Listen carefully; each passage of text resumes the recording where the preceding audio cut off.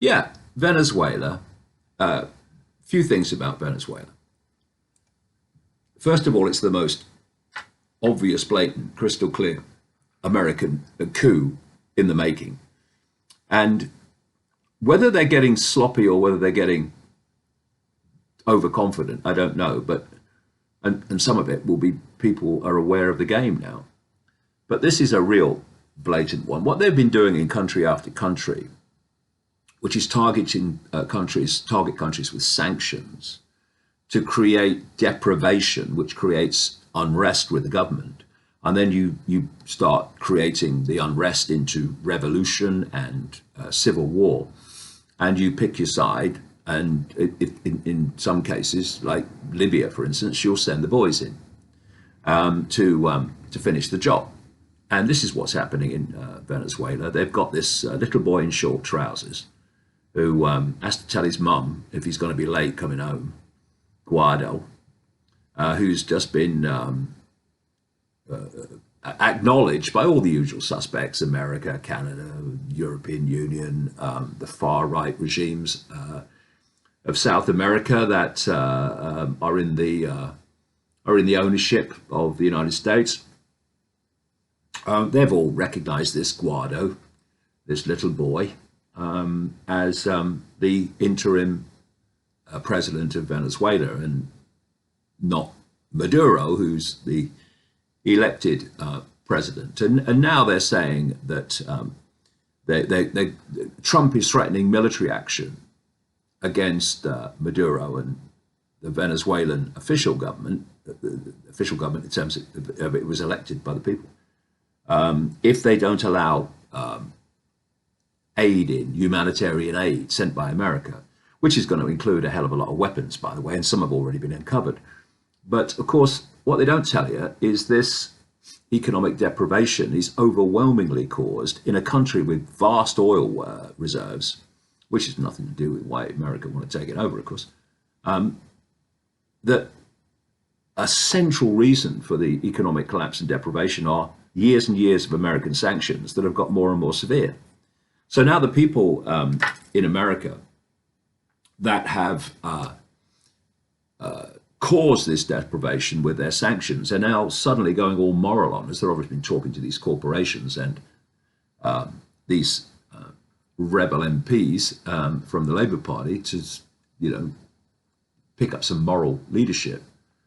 And now they're saying, what about the people? Well, what about the people? Well, you've been making them suffer with your sanctions.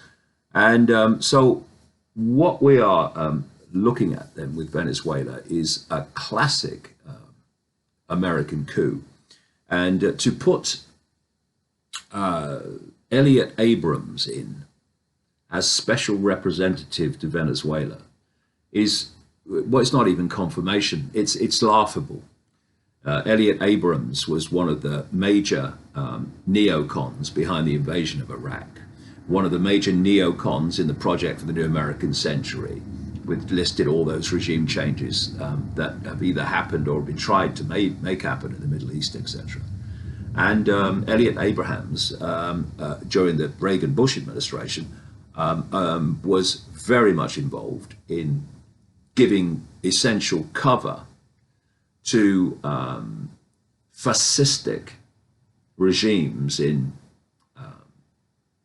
Central America, in El Salvador, etc., to commit mass murder, and it was mass murder and slaughter on the population. So the fact that he's in there, and by the way, when he was involved in government a long time ago, he gave the go-ahead for an attempted coup against Hugo Chavez, the previous president of Venezuela, who died. So you can see why he's been put in there. And of course, driving it again is the National Security Advisor, John Bolton, who really does need psychiatric help. I'll come to that in a second.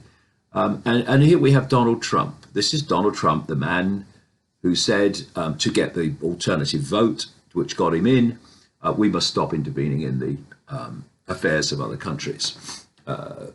And of course, that's exactly what he's doing, because he's a fraud. He always was a fraud. And the alternative media that supported him is now sheepishly wondering what the hell it was doing, except those that are still in denial because they don't want to admit that they were had. No, so John Bolton, because this is going into overdrive now. First Venezuela, now Nicaragua.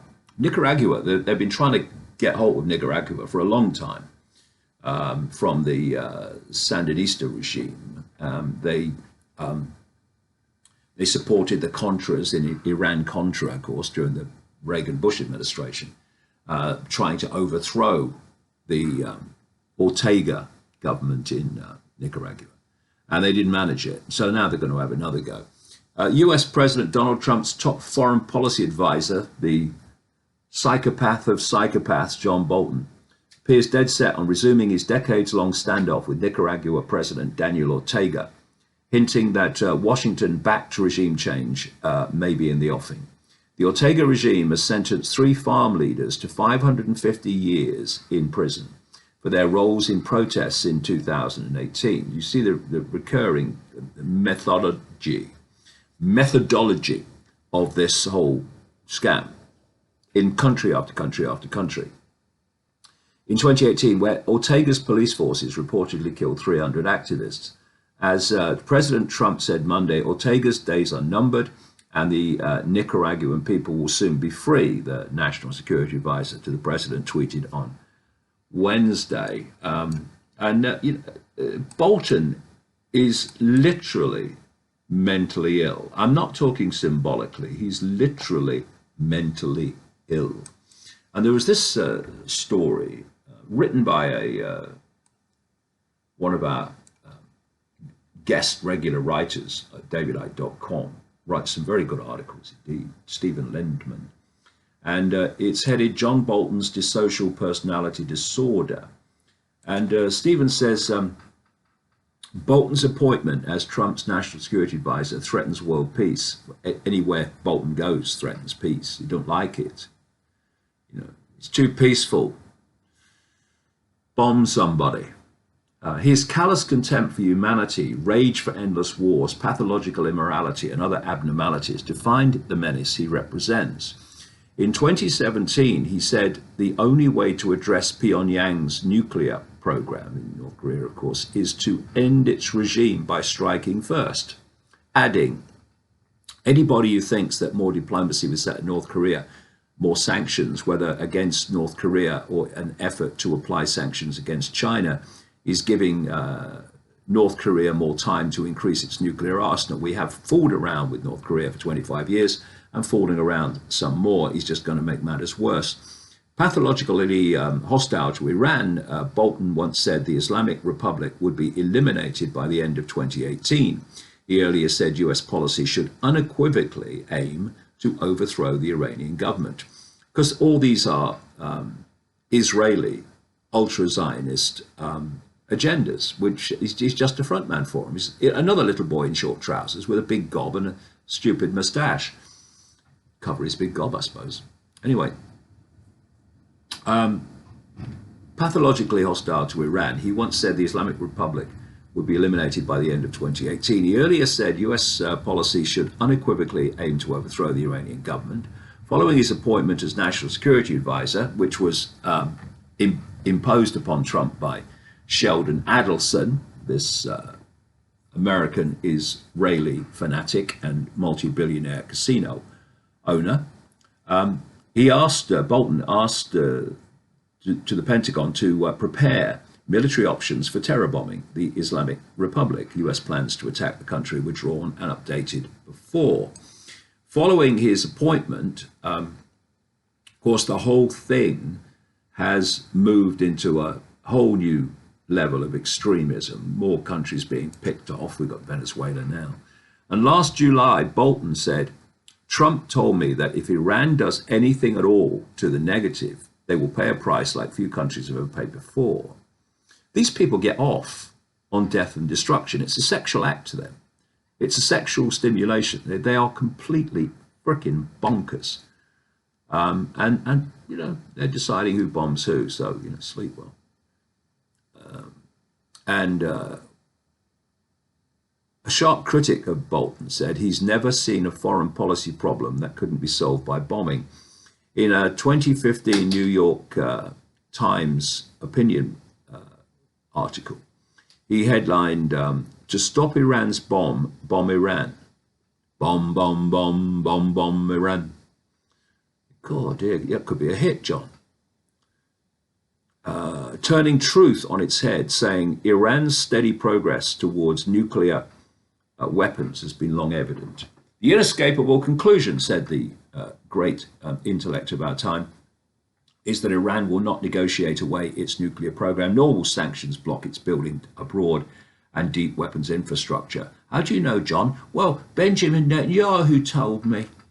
You know, the man's completely bonkers. He needs a psychiatrist, not a position in government.